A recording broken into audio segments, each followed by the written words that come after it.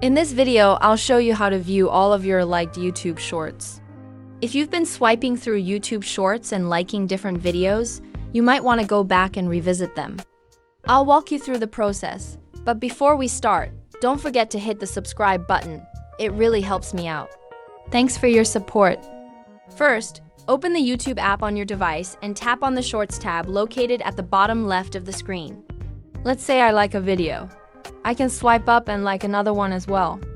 No matter how many videos you like, you can always revisit them later.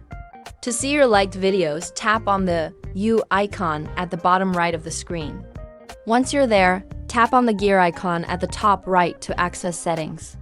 In the settings menu, scroll down to find Manage All History and tap on it. This will open your entire YouTube watch history. At the top right, tap on Interactions. This section will show all the videos you've liked, including both shorts and regular videos. Keep in mind that this shows every video you've liked. For shorts, look for videos in portrait orientation, while regular YouTube videos will appear in landscape mode.